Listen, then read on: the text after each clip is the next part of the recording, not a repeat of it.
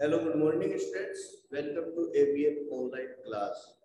तो स्टूडेंट्स, जैसा कि अपने कल अपना लेसन नंबर इससे पहले अपना लेसन नंबर 3 स्टार्ट किया था, केमिस्ट्री का पोर्शन है। ठीक है, इसके अंदर हमने एटम्स भी पढ़े थे। ठीक है, उसके डिफरेंट टाइप के इसकी प्रॉपर्टीज वगैरह भी पढ़ी थी। अब देखिए, जब मैंने आपको बताया था कि केमिस्ट्री की स्टार्टिंग ही एटम से होती है। अब एटम डिफरेंट है। एक फिर हमने पढ़ी थे एलिमेंट्स के बारे में। एलिमेंट्स की यहाँ कुछ नाम है, क्योंकि अब केमिस्ट्री के अंदर आपको पढ़ने कंपाउंड फॉर्मेशन। रियल अब केमिस्ट्री की स्टार्टिंग यही से होने वाली है। कंपाउंड फॉर्मेशन बना लो या रिएक्शन करो, कोई भी केमिकल रिएक्शन करो, उसमें सब में के लिए सबसे इम्पोर्टेंट चीज ये है जो आज मैं आप लोगों को सिखाने जा रहा हूँ। देखा जाए तो साइंस की जितनी भी क्लासेस हुई है और इन फ्यूचर होगी, उन सब में कुछ क्लासेस बहुत ज्यादा इंपॉर्टेंट होती है, उसमें आज की क्लास भी काफी इंपॉर्टेंट है। आज की, कल की, यानी कि इन एक दो दिनों की जो क्लास है, हालांकि हर क्लास इंपॉर्टेंट होती है, लेकिन ये कुछ ज्यादा इंपॉर्टेंट है क्योंकि उसमें वो चीज बताने जा रहा हूँ जिस पर पूरी की पूरी आपकी केमिस्ट्री बेस्ड है। ठीक है ना? ये चीज अगर नहीं सीखी तो आगे कुछ भी साइंस में समझ नहीं आए। कई स्टूडेंट कहते हैं सर समझ केमिस्ट्री में कुछ समझ में नहीं आ रहा, आप कैसे रिएक्शन वगैरह करते हो।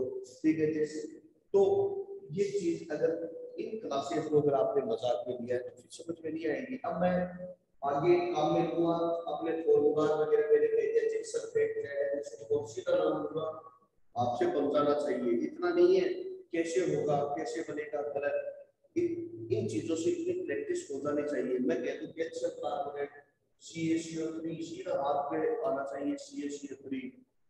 ठीक है, इसी प्रकार से एल्यूमिनियम ऑक्साइड Al2O3, ये सीधा आपके हाथ के ऊपर होना चाहिए नाम लेने के साथ में।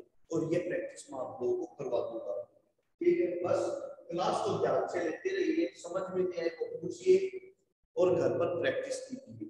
तो देखिए, अब अपन अपना टॉपिक स्टार्ट करते हैं कि जनरली जो 10th बेस तक स्टूडेंट है उनके लिए 20 तक एलिमेंट बहुत होते हैं, काफी है, सफिशिएंट है। ठीक है, तो इन एलिमेंट को आपको देखो, इनके जो नेम है मैंने नहीं लिखे हैं, आपको सबको आते हैं इनके नेम। ठीक है, बुक में भी एक टाइम वेस्ट होता, ठीक है, नेम लिखने में, इससे अच्छा आपको मैं वैसे ही बता दूंगा नेम। ठीक है, तो देखो एलिमेंट 20 तक के एटलीस्ट आपको आने ही चाहिए। अगर 20 से ज्यादा है तो और भी अच्छा है, लेकिन 20 से कम नहीं चलेगा। तो 1 to 20 एलिमेंट नेम आने चाहिए। इसमें देखिए क्या क्या आपको इस टाइम मिलेंगे। एटॉमिक नंबर, तो स्टूडेंट्स एटॉमिक नंबर ही होता है नंबर ऑफ प्रोटॉन, ध्यान रखना। एटॉमिक नंबर का मतलब होता है नंबर ऑफ प्रोटॉन। तो आप यहाँ ये भी लिख सकते हो, नंबर ऑफ प्रोटॉन।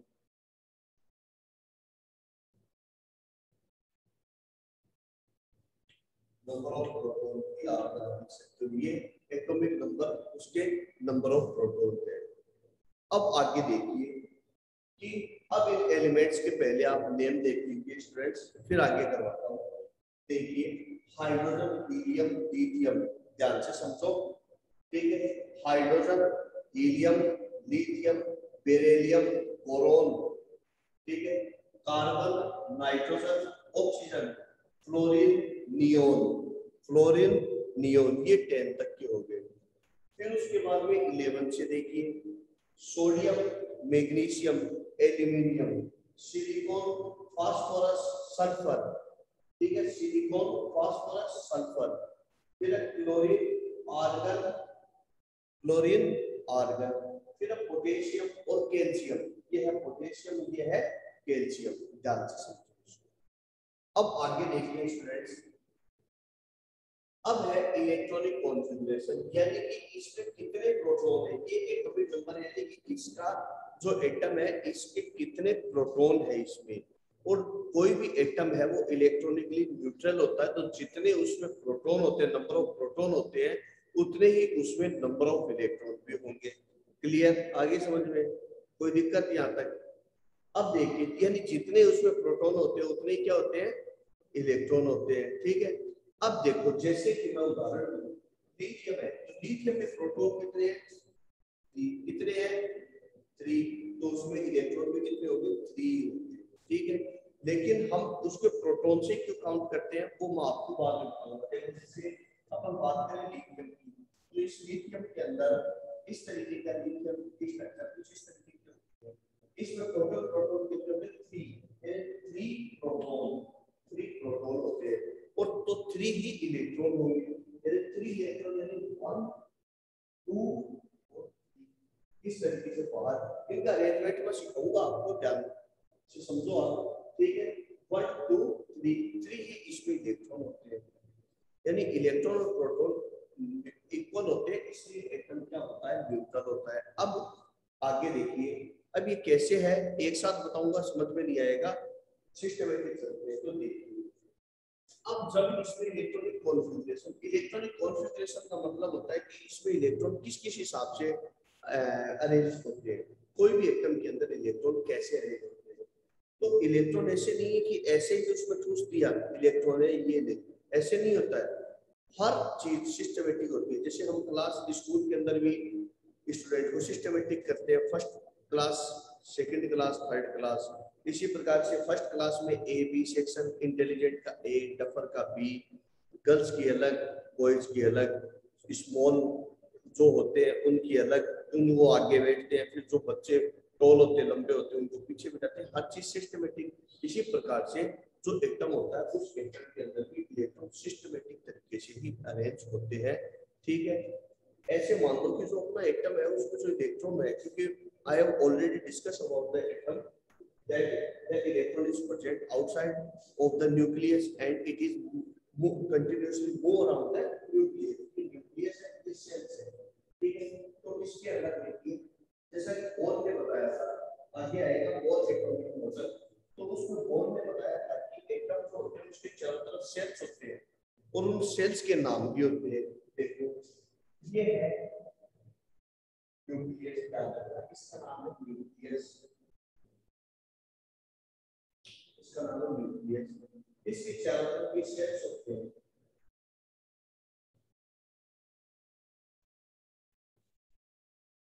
ये चारों तरफ सेल्स होते हैं। इन सेल्स के अंदर इलेक्ट्रॉन पाए जाते हैं। अब इन सेल्स के अलग अलग नाम होते हैं। जो सबसे पहला न्यूक्लियस के पास होता है इसका के एन एन एन, ठीक है। यानी कि ये पहला, दूसरा, तीसरा और चौथा, ये सेल्स होते हैं और इन सेल्स के ये नाम भी होते हैं, याद रख सकते हैं। अब देखो आगे के एन एम एन ये नाम होते हैं। अब आगे देखो ए जो है इसमें 2 से ज्यादा इलेक्ट्रॉन नहीं आएंगे, बाकी में सब में 8 तक ही आते हैं। ये विशेषता होती है कि इनके पास ये अपने हर सेल्स अपने पास 8 से ज्यादा इलेक्ट्रॉन नहीं रखता है, ठीक है ना। अपने पास टोटल नंबर ऑफ इलेक्ट्रॉन केवल 8 ही रखता है। 8 से ज्यादा होते ही वो दूसरे के पास भेज देता है, केवल ए को छोड़कर।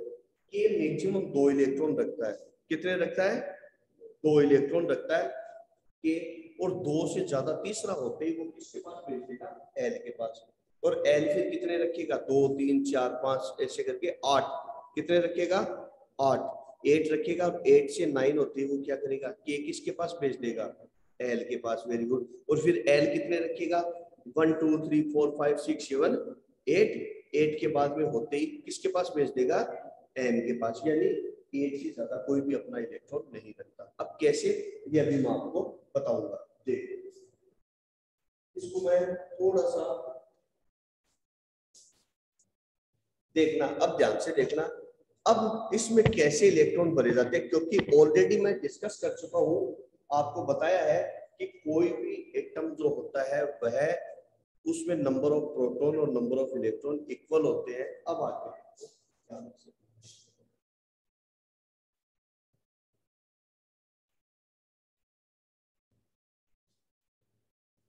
देखिए, ये है A L N A L N.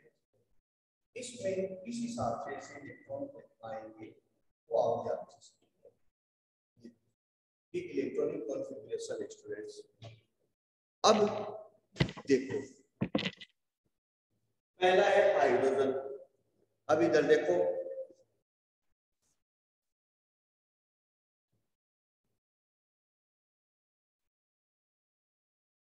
हाँ भाई स्टूडेंट्स, तो देखिए पहला हाइड्रोजन, हाइड्रोजन में नंबर ऑफ प्रोटॉन कितना है?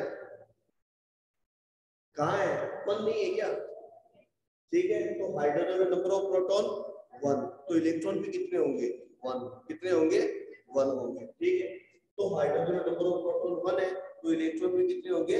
1 होंगे। यानी किसमें आएगा सबसे पहले इलेक्ट्रॉन? किसमें आएगा? तो इसका इलेक्ट्रॉनिक कॉन्फ़िगरेशन क्या हो गया? 1। क्लियर? तो इसकी वैलेंसी भी क्या हो जाएगी? 1 हो जाएगी। वैलेंसी अपन बाद में बात करेंगे, वैलेंसी क्या होगी। हीलियम, हीलियम में बोलो कितने हैं? बोलो भाई। हाँ, हीलियम में कितने हैं? 2 है ना। तो कहां पर हो? के में पर आ जाएगा। कहां पर आ जाएगा? के में। तो ये हो गया 2। कोई दिक्कत? कितने हुए? 2 इलेक्ट्रॉन के में आ गए। अब बताओ लिथियम में कितने हैं? बोलो भाई कितने हैं? जोर से बोलो। 3 है ना। तो लिथियम में 3 है, तो कैसे को दिखाएंगे? देखो ये 2 से ज्यादा नहीं ले सकता। कितने लेगा ये? 2 ही लेगा। तो 2 से ज्यादा नहीं ले सकता, तो 2 तो ये आ गया और तीसरा ये आ गया। 3 हो गए। आ गया समझ में? क्योंकि 2 के बाद में तीसरा किसको दे देगा? इसको दे देगा। ठीक है, फिर नेक्स्ट है बेरिलियम। बेरिलियम में कितने आ सकते हैं? बेरिलियम में कितने नंबर पर है? 4। तो बोलो यहाँ कितने बनू? यहाँ कितने बनू? 3 कैसे आएगी? 2। 2 से ज्यादा तो ये लेता ही नहीं है, तो कितने हो गए? 2। अब बचे कितने? 2। तो 2 ये ले लेगा। एन कितने ले लेगा? 2 ले लेगा। नहीं समझ में आ रहा है क्या? बोलो, नहीं समझ में आ रहा है क्या? आगे आ जाओ यहाँ।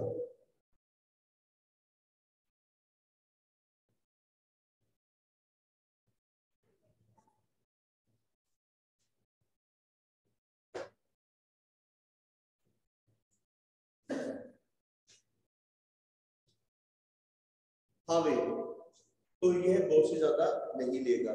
ठीक है, ये 2 से ज्यादा नहीं लेगा। अब बताओ बोरोन कितने नंबर पर है?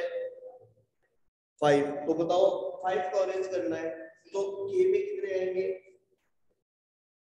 के में कितने आएंगे?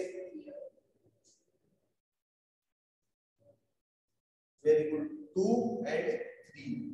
ठीक है ना, इसमें कितने आएंगे? 2 एंड 3। हाँ, कार्बन, कार्बन में बोलो कितने नंबर पर है? नंबर कितने पर है? 6 पर। कार्बन कितने नंबर पर है? 6 पर। तो यहाँ कितने आएंगे? 2 एंड 4। Very good. फिर बोलो नाइट्रोजन, बोलो कितने आएंगे? 2 एंड 5। ठीक है, 2 और 5 7। ऑक्सीजन फटाफट बोलो।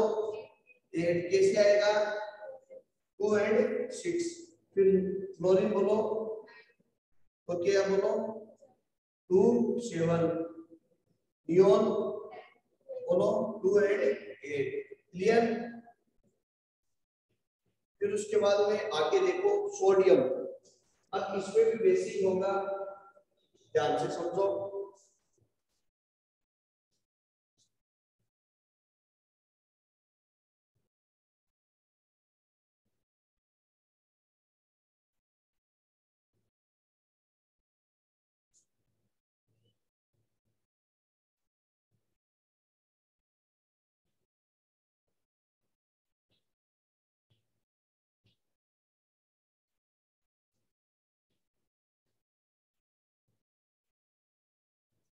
हाँ, एन एन।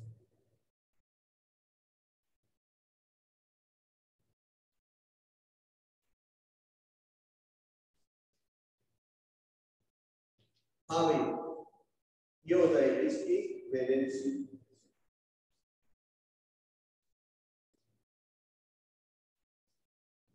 ये हो जाएगी वैलेंसी। अब बताओ सोडियम कितने नंबर पर है? बोलो क्या आएगा? 2 और 9 नहीं आएगा यहाँ।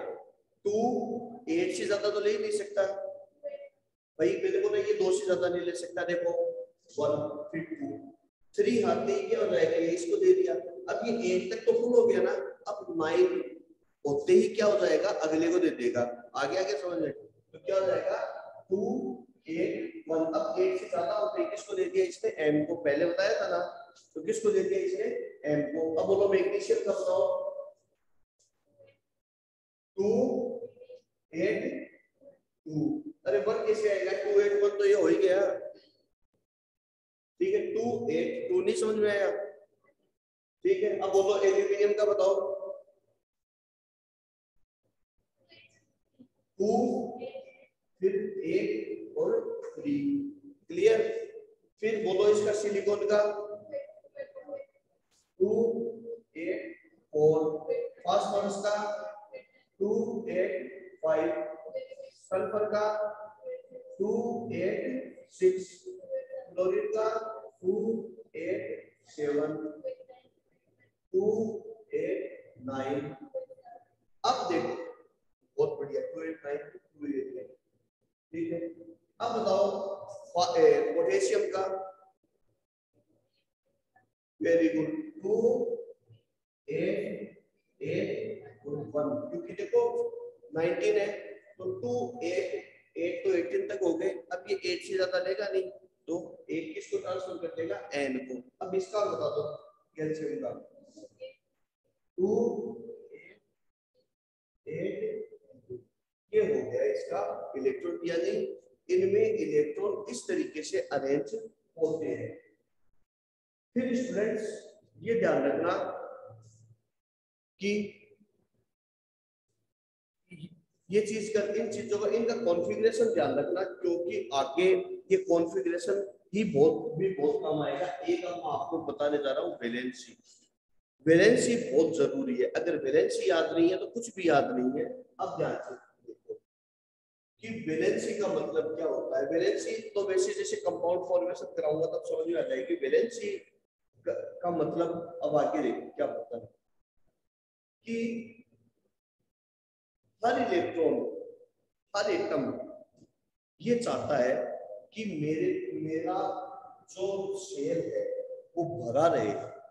ठीक है ना, वो क्या रहे, भरा हुआ रहे। और जब वो भरा हुआ कब रहेगा, यानी कि भरने के लिए, यानी वो स्टेबिलिटी चाहता है। हर एटम अपनी स्टेबिलिटी चाहता है, ये ध्यान रखना है।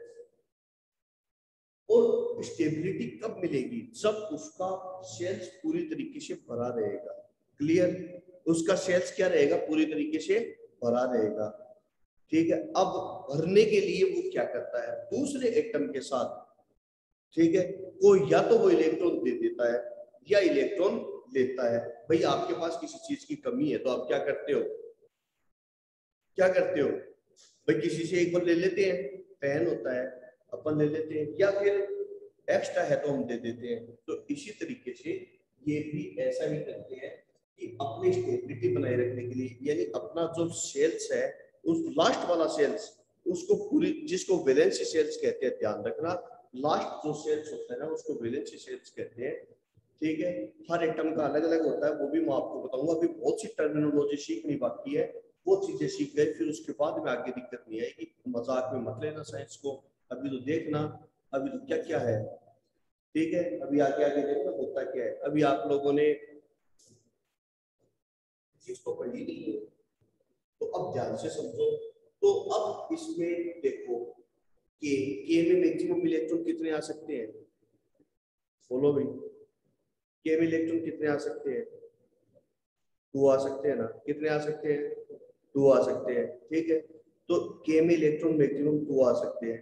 तो यानी कि इसको अपना 2 इलेक्ट्रॉन करने के लिए या तो ये क्या करेगा, 1 इलेक्ट्रॉन लेना पड़ेगा या नहीं लेना पड़ेगा। ठीक है, तो इसकी वैलेंसी कितनी होगी, 1। क्लियर। अब बताओ के में मैक्सिमम इलेक्ट्रॉन कितने आ सकते हैं, क्योंकि इसके पास तो के ही है, एल तो खाली है ही नहीं। ठीक है, फिर अब बताओ इसके पास तो पूरी तरीके से भरा है, यानी कि इसको किसी की जरूरत ही नहीं है। भाई जितना इलेक्ट्रॉन मैक्सिमम 2 आ सकते हैं ना, तो 2 है इसके पास, तो इसकी वैलेंसी कितनी होगी, 0। अब देखो एल, एल में कितने आ सकते हैं, 7।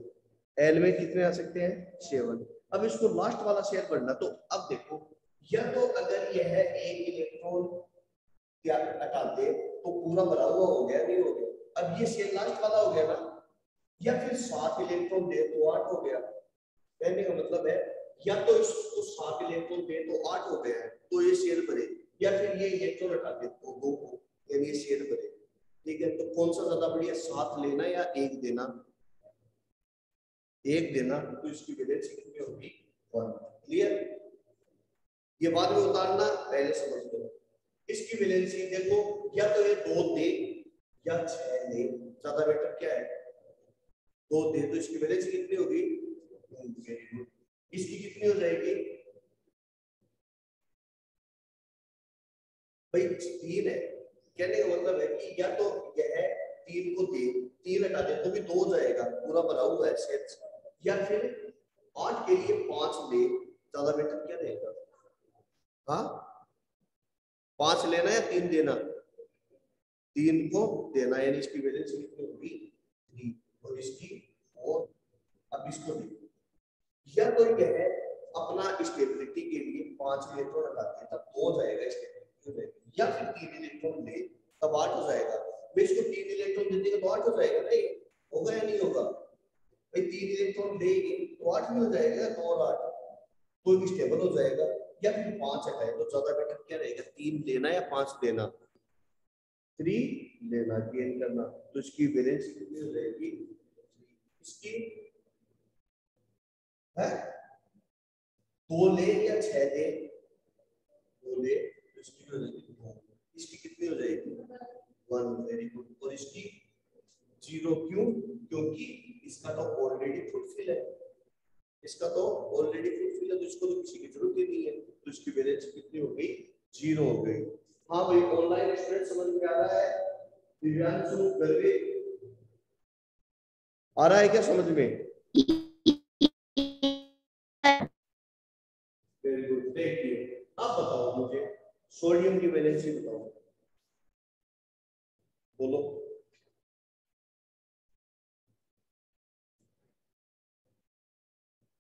हाँ, 1। क्या आएगी? 1। क्यों? क्योंकि देखो, इसको अपना शेल्स भरने के लिए 8, यानी कि स्टेबिलिटी के लिए या तो 1 दे दे तो 8 हो जाएगा। देखो लास्ट में 8 बच गया ना, या फिर इसको 8 करे तो 7 लेना पड़ेगा। आया क्या समझ में? तो ज्यादा बेटर क्या है? 1 देना। इसकी बोलो 2, इसकी 3, इसकी 4, इसकी बताओ। Very good. इसकी क्या हो जाएगी? 3, इसकी 4 कैसे होगी? अरे ये तो 6 1 है, 2 दे 2, इसकी 1, इसकी 2 कैसे होगी? ठीक है, अब बताओ इसमें बताओ। अब तो आ गया ना समझ में? बताओ इसकी, या तो 7 ले या 1 दे 1, तो इसकी ये हो गई।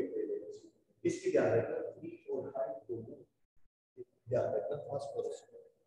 ठीक है, तो स्टूडेंट्स या तो इसका स्क्रीनशॉट ले लीजिए या वीडियो को पॉज करके आप इसको कर सकते हो। ओके स्टूडेंट्स, स्क्रीनशॉट ले लीजिए इसका। चलिए अब आगे देखते हैं अपन।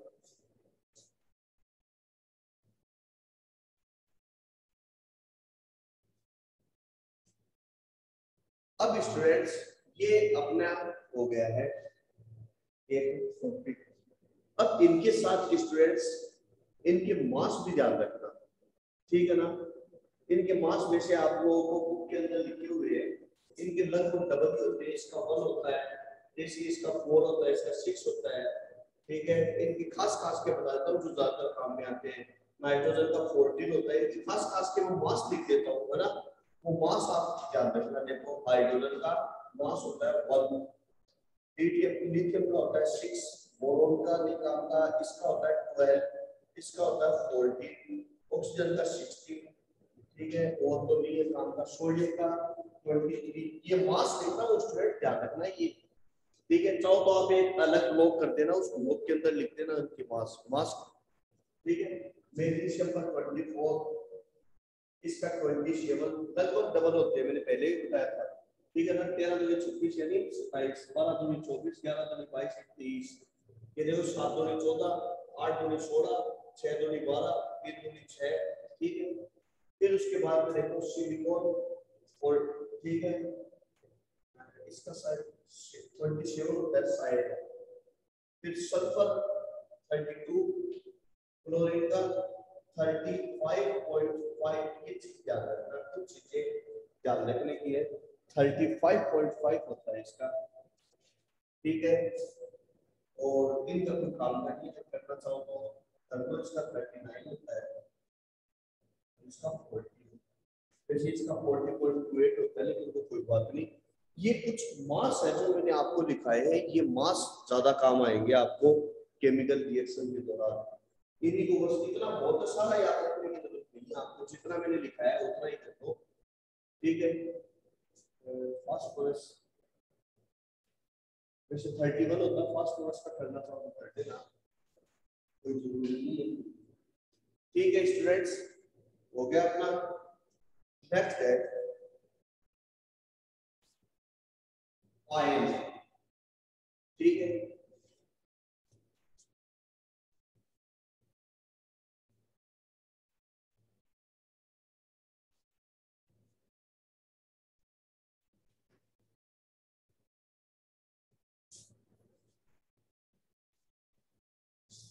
स्टूडेंट्स ये चीज जो करवा रहा हूँ ये 10th क्लास में सबसे ज्यादा काम आएगी, है ये 9th में टॉपिक के 9th में, लेकिन काम आएगा आपको 10th में सबसे ज्यादा। बिल्कुल, ये जो करवा रहा हूँ इसको फेयर नोटबुक में करना है students, it is very must, थोड़ी सी मिस्टेक नहीं होनी चाहिए। अब स्टूडेंट्स आगे देखिए, नेक्स्ट है आयन। आयन क्या होता है स्टूडेंट्स, ठीक है। अपना नेक्स्ट टॉपिक है आयन। आयन मीन्स क्या होता है, आयन का मीन्स होता है कि charge is present on any atom, ठीक है। लिखना चाहो तो लिख दो कि the charge of the number of charge is the number of charge present on any atom is called ion, is called ion. अब चार्ज का मतलब क्या है कि उस पर या तो पॉजिटिव चार्ज प्रेजेंट रहेगा या नेगेटिव चार्ज प्रेजेंट रहेगा, ठीक है। अब वो कैसे रहता है वो चीज आपको मैं अभी बताता हूँ। पहले बताता हूँ आयन यानी charge is present on any atom, it is categorised into two types, ये दो टाइप्स में कैटेगराइज होते हैं, एक है केटायन और दूसरा है एनायन, ठीक है। इसके दो टाइप्स है, फर्स्ट है केटायन, केटायन एंड सेकंड है एनायन। सेकंड इज एनायन, में डिटेल में कराऊंगा, फुल डिटेल में कराऊंगा, ध्यान दो एक बार इस पर। फर्स्ट है केटायन और सेकंड है एनायन। केटायन यानी जिस पर प्लस चार्ज हो, ठीक है ना, cation means positive charge, positive charge, और anion means negative charge, negative charge. Cation means positive charge and anion means negative charge. अब चार्ज आता कैसे है एटम पर, ये चीज आप लोग चार्ज मैंने आपको ऑलरेडी बताया था कि पहले से पहले बताया था कि every atom want to be stable, for getting the stability, ठीक है, for getting the stability it release और accept the number of electron, ठीक है, ड्यूरिंग द केमिकल रिएक्शन। कि हर एटम अपना अपनी स्टेबिलिटी चाहता है, और स्टेबिलिटी के लिए वो क्या करना चाहता है कि अपना जो लास्ट सेल होता है उसको फिल करना चाहता है, यानी कि इलेक्ट्रॉन फुल फिल करना चाहता है, जैसे मैंने वैलेंसी में बताया था, ठीक है।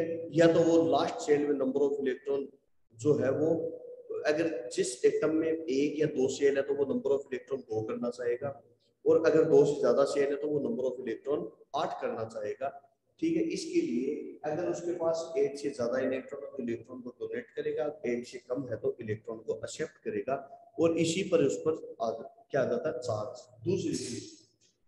दूसरी चीज ये है कि जब कोई एटम इलेक्ट्रॉन को डोनेट करता है तो उस पर पॉजिटिव चार्ज आता है। याद रखना, पॉजिटिव चार्ज यानी व्हेन पॉजिटिव चार्ज आपने लिख लिया। अब आगे इसमें नई लाइन से लिख लो, when an atom donate electron, donate that electron,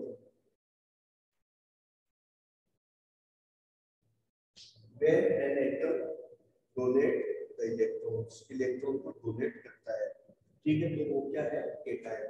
और नेगेटिव चार्ज का मतलब है कि जब कोई एटम इलेक्ट्रॉन को एक्सेप्ट करता है, इलेक्ट्रॉन को क्या करता है, एक्सेप्ट करता है, तो कौन सा चार्ज आता है, एनायन आता है। तो याद रहेगा, when an atom accept electron, electron. तो स्टूडेंट्स आज जो चीज कराई है इनको स्पेशली करना, क्योंकि नेक्स्ट वीडियो में आप लोगों को कंपाउंड फॉर्मेशन करवाने वाला हूँ, और उस कंपाउंड फॉर्मेशन के लिए हर एटम की आपको वैलेंसी याद होना जरूरी है, तभी कंपाउंड फॉर्मेशन कर पाओगे, अदरवाइज बिल्कुल भी नहीं कर पाओगे। तो देखिए स्टूडेंट्स, केटायन एनायन, अब इसके कुछ एग्जांपल दे देता हूँ। जैसे देखो सोडियम, इसका एक एग्जांपल देता हूँ। जैसे सोडियम है, आपको पता है कि सोडियम की जो वैलेंसी है वो कितनी होती है, 1 होती है ना, तो यानी ये कितने इलेक्ट्रॉन डोनेट करता है, 1 इलेक्ट्रॉन डोनेट करता है। कितना करता है, 1। तो एन ने कितना इलेक्ट्रॉन निकाला, इसमें 1, तो इस पर प्लस आ गया साइन, ठीक है ना, क्या आ गया, इस पर प्लस साइन आ गया। क्लियर, आ गया समझ में? भाई जितने इलेक्ट्रॉन निकालेगा ना वो उतना प्लस साइन आ जाएगा, ठीक है। और तो दे देता हूँ एग्जांपल, मैग्नीशियम का ले लो, ये मैग्नीशियम देखो, मैग्नीशियम, मैग्नीशियम कितने इलेक्ट्रॉन निकालता है, तो एन कितने डोनेट करता है, 2 इलेक्ट्रॉन, तो इस पर +2 आ गया। क्लियर, अब तो आ गया समझ में, कोई दिक्कत? और दो एक एग्जांपल हो, ठीक है। जैसे एल्यूमिनियम है, एल्यूमिनियम 3 इलेक्ट्रॉन निकालेगा, यहाँ प्लस दिया जाएगा, ठीक है।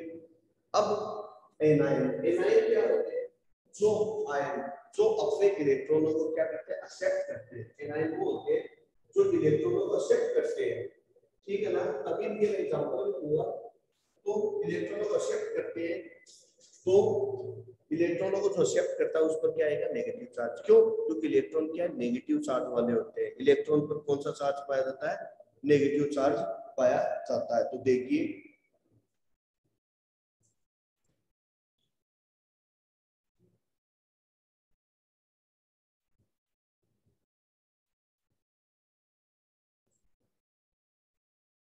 हाँ, तो अब इसका मैं एक एग्जांपल देता हूँ, ठीक है। देखिए, जैसे कि नेगेटिव चार्ज वाले का एग्जांपल है, जैसे फ्लोरीन है, फ्लोरीन की वैलेंसी 1 होती है, यानी यह एक इलेक्ट्रॉन को एक्सेप्ट करता है, एक इलेक्ट्रॉन को क्या करता है, ये एक्सेप्ट करता है। तो ये हो गया F-। कितना इलेक्ट्रॉन एक्सेप्ट किया, एक, तो कितना चार्ज आ गया, F-। इसी प्रकार से गलत हो गया, F ये F तो आयरन हो गया, F फ्लोरीन। ऑक्सीजन, ऑक्सीजन जो होता है वह 2 इलेक्ट्रॉन को एक्सेप्ट करता है, तो इस पर कौन सा चार्ज आ गया, O-2। अब तो आ गया समझ में भाई, ऑक्सीजन में 2 इलेक्ट्रॉन लिए तो O-2, एक इलेक्ट्रॉन लिया तो केवल माइनस, अगर 3 इलेक्ट्रॉन लेता तो। वेरी गुड, देखो मैं एक एग्जांपल दे देता हूँ। जैसे नाइट्रोजन है, ये नाइट्रोजन, नाइट्रोजन में 3 इलेक्ट्रॉन लिए, तो अब बताओ इस पर क्या आएगा साइन, क्या आएगा साइन, N-3, क्या रहेगा, N-3, ठीक है। तो इस तरीके से अभी इनके एग्जांपल एक साथ ही करूंगा मैं, तो इतना देख लो आप। तो चलिए स्टूडेंट्स, आज के लिए अपना लेसन कंप्लीट हुआ, क्योंकि अभी केटायन एनायन, ठीक है, पॉलीएटॉमिक और इनके कई एग्जांपल है, मोनोएटॉमिक, मोनोएटॉमिक में भी केटायन एनायन, ठीक है, फिर पॉलीएटॉमिक में भी मोनोवेलेंट, डाइवेलेंट, ट्राइवेलेंट, पॉलीवेलेंट, फिर इसके इसको कई भागों में कैटेगराइज, जैसे मोनोएटॉमिक, मोनोएटॉमिक को भी मोनोवेलेंट, डाइवेलेंट यानी बाइवेलेंट, ट्राइवेलेंट, पॉलीवेलेंट, और फिर इसके ही केटायन और एनायन अलग अलग है। फिर पॉलीवेलेंट के भी केटायन अलग, एनायन अलग, और इनको भी आगे फिर मोनोवेलेंट, बाइवेलेंट, ट्राइवेलेंट, पॉलीवेलेंट, यानी इतने भागों में इसको डिवाइड कर रखा है। ठीक है, तो आगे देखिए इस तरीके से नेक्स्ट क्लास में, नेक्स्ट वीडियो में आपको इसका कैटेगराइजेशन कराऊंगा। Okay students, thank you, have a nice day.